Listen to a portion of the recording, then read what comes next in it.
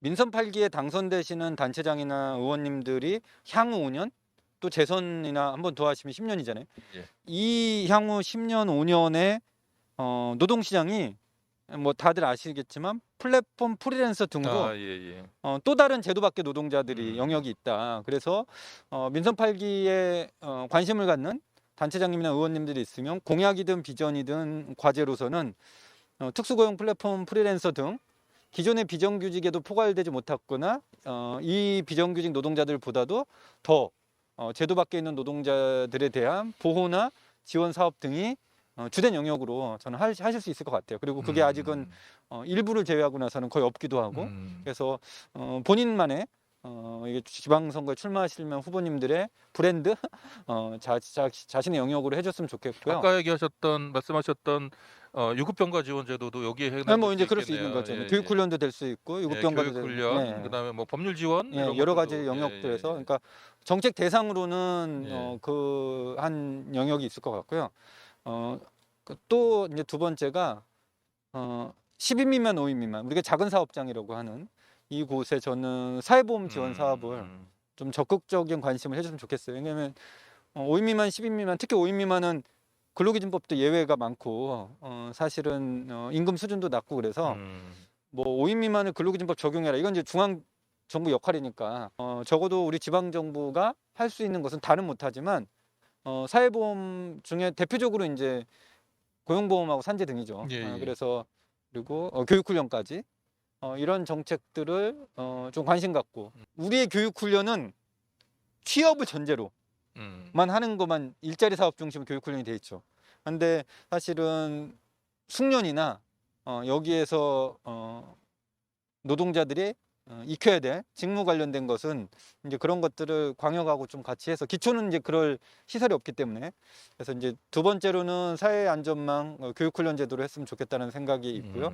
이게 다 이제 생각만 있지 아직 구체적으로 있는 지자체가 없는 데들이 많거든요. 이제 그렇고 또 하나는 이건 조금 더 미래 의제일 것 같아요. 어쨌든 최근에 기후위기 관련해서 정의로운 전환과 관련해서 제가 이제 수원시 산업구조는 잘 모르지만 어쨌든 우리가 2030년, 2035년에 CO2 배출량을 43% 전후로 낮춰야 되고 이것도 지금 불안하다는 게 이제 내연기관하고 화력은 이제 뭐 1순위잖아요.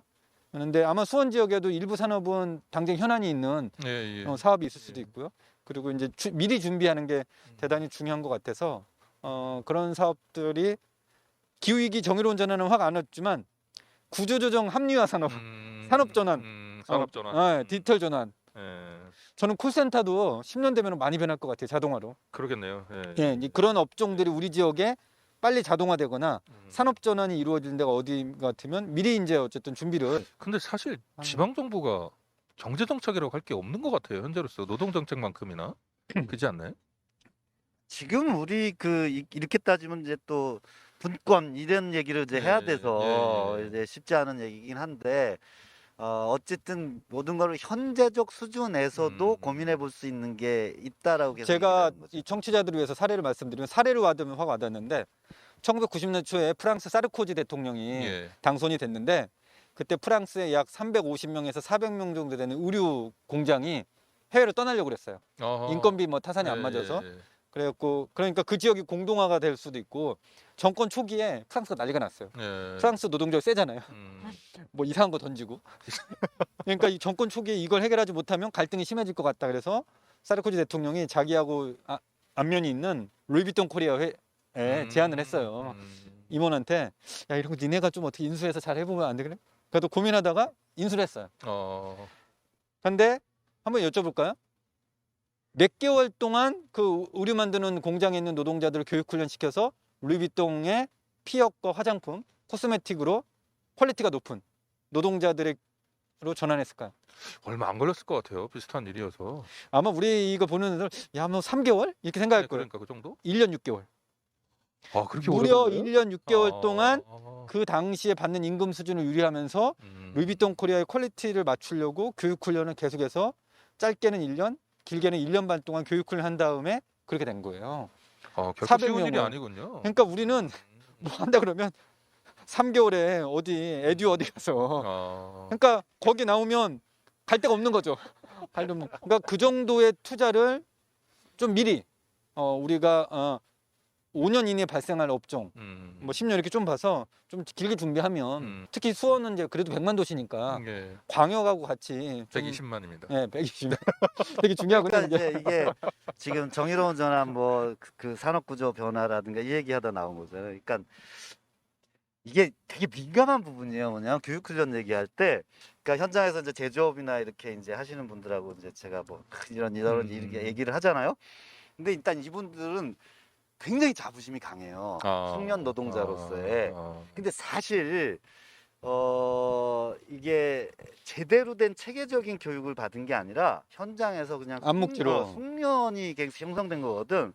그러니까 뭔가 변화가 될 때 힘들겠네. 생각보다 예. 교육을 오래 해야 되는 부분이 그렇군요. 있는데, 그래서 아까 1년 6개월. 그러니까 그 그러니까, 얘기를 하게 되면 네. 이분들이 막 화내는 게 있어요. 뭐냐면 내가 최고다라는 거야. 그래서 맞아요, 맞아요. 예. 교육훈련 얘기할 때 이건 되게 민감한 부분이 있기는 한데 생각보다 뭐냐면 현재 중앙정부가 그 해놓은 교육훈련 시스템 굉장히 허술하고 실효가 없는 부분이 있어서 지방정부가 지원을 할 수 있는 거는 그건 법 위반 아니잖아요. 그러니까 그런 고민을 할 수 있다. 그리고 수원이 100만이 넘는 도시여서 연구원 있잖아요. 네, 그렇습니다. 시정연구원, 시정연구원이 연구원이 있습니다. 일단 예, 이런 거 보면 이 산업 전환과 관련돼서는 그러면 굉장히 이제 다양한 그룹에 있는 분들이 오셔서 뭐 아까 말씀하셨던 시정연구원도 물론 필요할 것 같고, 그다음에 기업인들도 또 필요할 거 아니에요. 그래서 그래서 노동자들이 또 이해도 있을 거니까 또 모이고 이래서 굉장히 처음에 좀- 워킹 그룹을 많이 해야 돼요. 예. 그렇게 해서 좀 굉장히 준비를 좀 많이 해야 될 것 같아요. 아니 예. 그 얘기하니까 아니 근데 좋은 얘기를 다 해서 내가 할 얘기가 없어. 대담자를 모시면서 제가 이제 문 소장님께 저 연구위원님 같이 오시겠다고 처음에 말씀드렸더니 섭외할 때 제가 싱크로율이 한 99% 되는데 그러니까. 이거 그리고 얘기해 주신 것 중에서 한두 가지 정도 좀 개인적으로 해보고 싶기도 하고 이게 이제 정책적으로 효능감이 있을 것 같다고 생각하는 게 추가로 한 두 개만 말씀드리자면 복지기금 얘기를 저는 복지기금 원래 많이 하거든요. 노동복지기금은 예. 노동복지기금 예. 현재 이제 뭐죠? 그 근로복지기본법에 예. 있는 그 공동복지 근로복지기금은 굉장히 제한적인 부분이 있어요. 예. 여전히 한계가 뭐냐면 사업장 중심이죠, 고용피고용이고 그게. 사업장 고용 중심이에요. 예. 그런데 지금 아까도 계속 얘기했지만 예. 특고 프리랜서 플랫폼 뭐 얘기를 하고 있는데 여기까지 생각하려면 지방정부도 노동복지기금을 좀 고민을 해야 될 것 같고요. 지방정부가 당연히 출연을 해야 되고 돈을 내야겠죠. 근데 이제 어쨌든 시장에서의 가장 최상위 그 뭐라 그래야 돼 지배 구조에 있는 이런 기업과 사업에서도 좀 같이 기여를 하게 조직하고 그러려면 노동복지기금을 좀 고민을 해야 될 것 같고 그래서 지금부터 광역 단위에서는 먼저 이 부분을 고민해 들어가는데 사실 처음에 노동복지기금 조성해봐야 굉장히 큰 돈을 조성하기 쉽지 않을 거 아니에요. 이제 의회 관계도 있고 그 시민들은 또 효능감을 못 느낄 수 있으니까 이게 정확하게 전달이 될 수 있는 고민들을 좀 해야 되는데 그게 저는 현장에서 노동공제 사업하고 연결시키는 게 현재로서는 1단계 첫 걸음으로서는 그게 좀 적절하지 않겠나 보고 있는데 어쨌든 노동복지기금도 좀 고민을 했으면 합니다.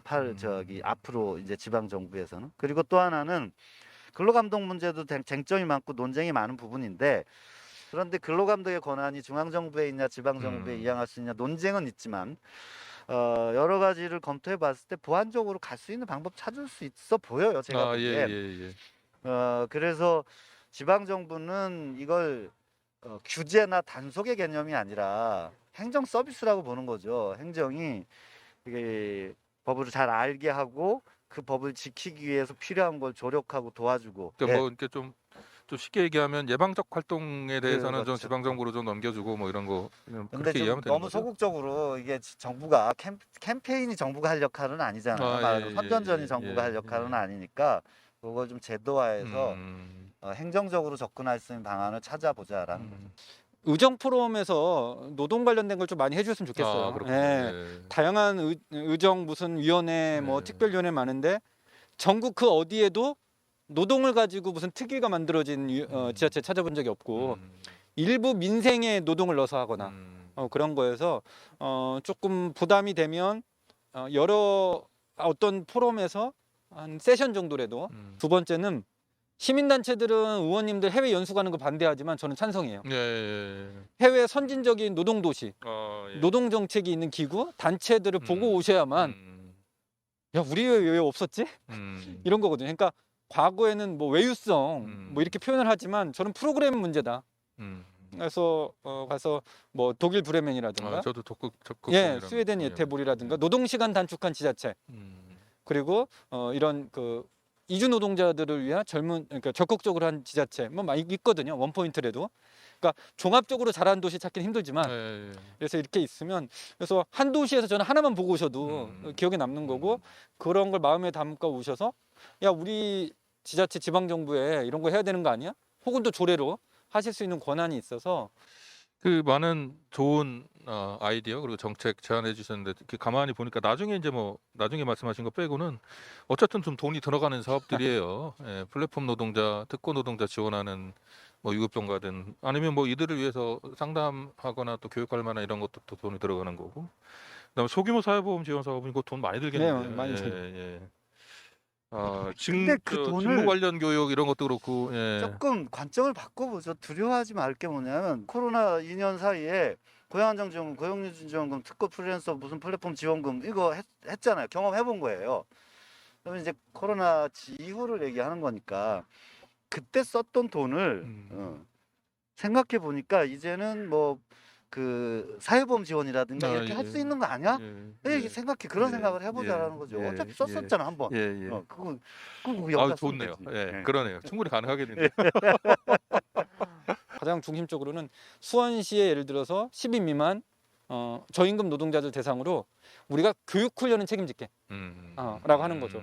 그러면 교육훈련을 두 가지 방식이 있는데 수원의 교육훈련 기관을 만들어서 듣게 하는 방식인데 이거는 옛날 방식이에요. 공급 방식으로. 그게 아니라 수원에 있는 저임금 노동자들에게는 이것도 약간 좀 그렇지만 프랑스나 싱가포르 이렇게 하는데요. 직업훈련 계좌제, 자기활동 계좌제를 해갖고 돈을 넣어줘요. 그래서 이러한 데서 네가 들어. 들은 거죠. 그래서 1년에 프랑스가 500유로인가 넣어주거든요. 그러니까 그런 방식으로 하면 그게 소득 지원 성격도 있고 그걸 교육훈련 용도만. 시장 친화적인 방법이네. 네. 근데 공급 중심에서 지금 전 세계가 교육훈련은 노동시장 정책이 수요자 중심으로 바뀌고 있어요. 그러니까 예전에는 인재 양성 훈련 이 개념이고 인재 훈련을 만들어 여기 와서 듣게 이거는 지금의 20, 30대 노동 사이클에는 안 맞다는 거죠. 일정 기준 미만으로 그런 걸 적극적으로 하는 게 아마 수원시 아마 더 좁히면 거기 비정규직만 할 수도 있겠죠. 소규모 저임금 또는 비정규직 노동자에 소규모 대한 비정규 노동자에서 교육 지원, 교육훈련비 교육훈련비 지원. 아니면 이건 가능하죠. 대기업의 3차 밴드, 2차 밴드 수원시에 있는데 거기하고 해서 그 원청이 조금 지원하고 수원시가 되면 이제 그 대기업의 원하청 비정규직은 될 수 있는 방식에서 모델은 짜기 나름인데 그 정도가 저는 지역사회 비정규직 문제 조금 할 수 있지 고용 전환 문제는 저는 우리가 많은 경험을 했지만 조금 기업들이 여러 가지. 쉽지. 수원시가 모범적으로 거버넌스 문제는 한번 풀어보자. 그러니까 지금 이런 얘기를 하려면 다 이게 원청 뭐 얘기면 아까 원청 아니면 뭐 교육훈련 관계된 기관 이런 게 같이 얘기를 해야 되잖아요. 그래서 뭐 거버넌스만큼은 수원시가 한번 그러면 모범적으로 풀어보자 이런 거 욕심을 한번 내볼 수도 있지 않겠나? 제가 거버넌스를 몇 차례 좀 참여해봤는데 이게 그냥 과장 국장 단위에서 하는 거버넌스는 의미가 크게 힘을 없어요. 못 받더라고요. 아니, 최소한 지금 수원센터는 그 저기 뭐죠? 그 운영하는 기관이 수원시 노사민정협의. 그래서 그러니까 그래, 모범적으로 거버넌스. 더 군다나 고민을 해보자라는 거죠. 알겠습니다.